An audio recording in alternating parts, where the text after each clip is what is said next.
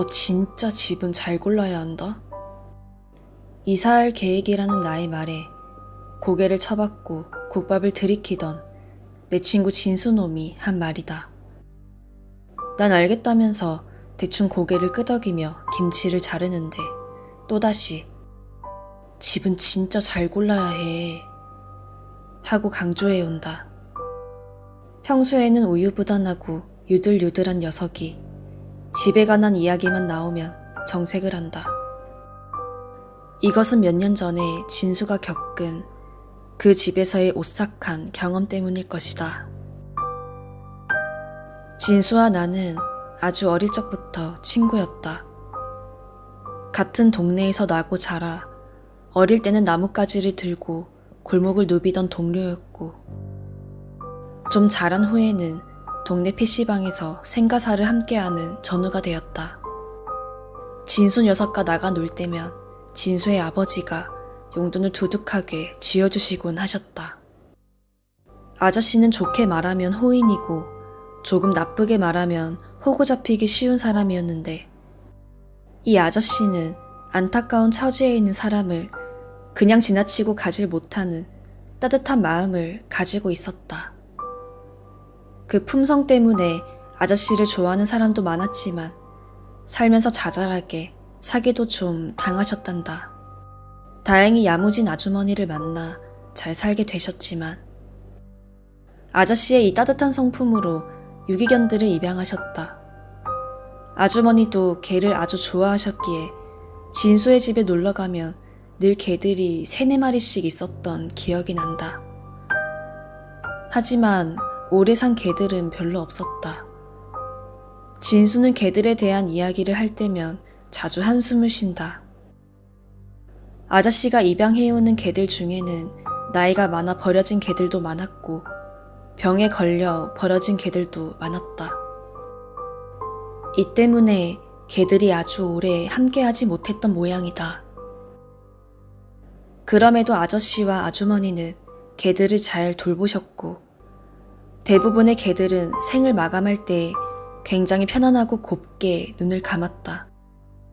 하얀 털의 찹쌀이, 늙은 말티즈였던 아치, 병에 걸려 몇 달 못 살았지만 애교가 많았던 바미와 어렸을 적 내 양말을 모조리 뜯어버렸던 토토 등 내가 기억하는 개만도 5마리가 넘는다. 그리고 진수가 대학에 합격한 뒤 진수네 집은 겸사겸사 진수의 대학 근처의 단독주택으로 이사를 했다. 마당이 넓고 한적한 동네라 진수도 진수의 누나도 아저씨와 아주머니도 쏙 마음에 들었단다. 다만 진수에게 조금 걸렸던 점 하나는 집이 상당히 싸게 나왔다는 것이다. 세상에 이유 없이 싼 집은 없다고, 당연한 이유가 있어서 집값이 싼 거라고 말하는 진수. 진수네 가족이 그 집에 이사한 지 일주일째 되던 날부터 이상한 일이 시작되었다. 처음엔 진수가 방에서 컴퓨터 게임을 하고 있을 때였다. 방문이 왈칵 열리더니 누나가 짜증이 잔뜩 난 표정으로 들어오더란다. 야, 정진수, 왜 자꾸 불러대? 누나는 미간을 잔뜩 찡그리며 진수에게 물었다. 무슨 소리야, 누나 부른 적 없는데. 아니야? 진수의 벙찐 표정에 누나는 조금 당황한 표정을 지었더랬다. 아닌데? 너 진짜 나 안 불렀어? 정지연하고 이름 불렀잖아. 누나 말인즉슨 방에 있는데 자꾸 진수가 누나를 불렀다는 것이다.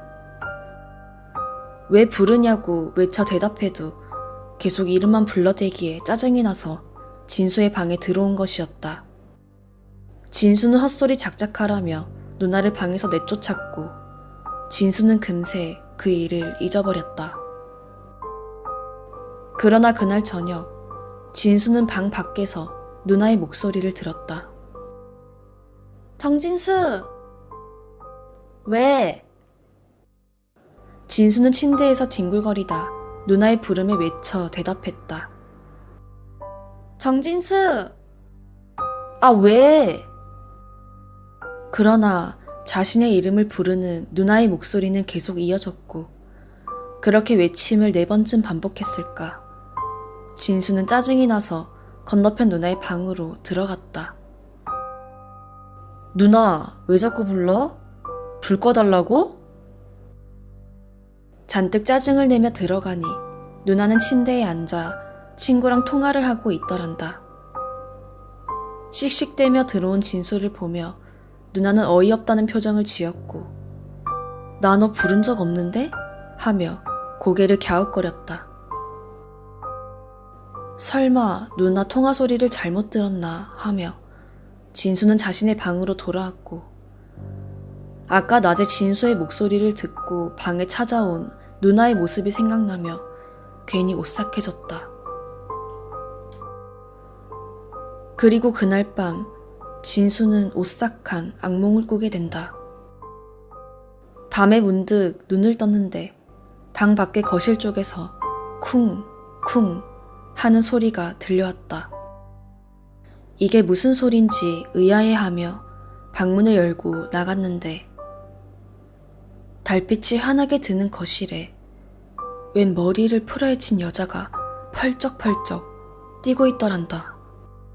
개구리처럼 앉았다가 펄쩍, 또 펄쩍. 여자가 뛰었다가 땅에 다시 내려올 때 쿵, 쿵 하는 바닥이 울리는 소리가 들리는 것이었다. 눈앞에 기괴한 장면에 진수가 완전히 얼어서 몸을 움직일 수가 없었다. 여자는 계속해서 펄쩍펄쩍 뛰어댔다. 그러다가 정진수! 그 여자 귀신에서 나오는 목소리는 누나의 목소리였다. 정진수! 정진수! 이름을 부르며 펄쩍펄쩍 뛰던 여자가 진수 쪽으로 몸을 획 틀었다. 긴 머리카락에 가려 여자의 얼굴은 잘 보이지 않았다. 그리고 또 다른 목소리를 내는 귀신. 정지연! 그리고 그 목소리는 분명 진수의 목소리였다. 정지연! 정지연! 여자가 이름을 부르면서 펄쩍펄쩍 뛰어 진수의 눈앞까지 온 순간, 날카로운 개가 짖는 소리와 함께 진수는 꿈에서 깨어났다. 식은땀이 주르르 흐르고 자신의 목소리와 누나의 목소리가 귀에서 윙윙 울리는 기분이었단다. 그 당시 키우는 개였던 초코나 도도가 짖는 소리에 깬 건가 싶었는데, 나중에 생각해보니 초코와 도도와 같은 소형견의 짖음이 아니라 컹컹 하는 큰 개의 짖는 소리 같았단다. 악몽에서 깨어나 숨을 고르던 그때 진수의 핸드폰이 미친 듯이 울리기 시작했다. 아저씨가 쓰러졌다는 연락이었다. 아저씨는 그날 이후로 완전히 집에 알아누웠다. 팔이 아프다, 다리가 아프다, 허리도 머리도 아프다 하며 일어서질 못했다. 가족들은 걱정이 되어 아저씨를 병원에 데려가 온갖 검사를 다 해봤지만 어느 병원에 가도 이상이 없다는 말뿐이었다. 아저씨와 아주머니는 국밥집을 하셨는데 혼자 국밥집 일을 하시던 아주머니도 점점 수척해지셨다. 그리고 그 후로도 진수는 몇 번 그 이상한 여자가 거실에서 펄쩍펄쩍 뛰는 꿈을 꾸었고 늘 그 큰 개의 짖는 소리와 함께 깨어났다. 그렇게 아저씨가 알아놓은 것이 거의 한 달이 다 되어갈 무렵, 진수는 집에 가는 골목길 앞에서 머리가 하얗게 센 할머니를 마주쳤다. 학생, 여기 집 살아? 네, 할머니. 그런데요? 아, 개 키우는 건 상관이 없는데 밤마다 개가 너무 짖어서 내가 잠을 못 자겠어. 할머니는 중얼중얼 불평을 늘어놓았다. 그러나 당시 진수의 집에는 개를 2마리 키웠는데 앞서 말했던 초코와 도도밖에 기르지 않았고 모두 순한 꼬맹이들이라 그리 짖지 않는 개들이었다. 네? 저희 개들이 그렇게 크게 짖는 개들은 아닌데. 주인이야 모르겠지만 밤에 개들이 얼마나 짖어대는지 미치겠어. 그냥 이 늙은이가 잠을 못 자. 내가 참다 이야기하는 거야. 아, 그러세요? 죄송합니다. 주의할게요. 진수는 굳이 다툼을 일으키고 싶지 않아 대충 고개를 끄덕거렸더랬다. 그려. 근데 참, 그 집에 사람 오랜만에 사네.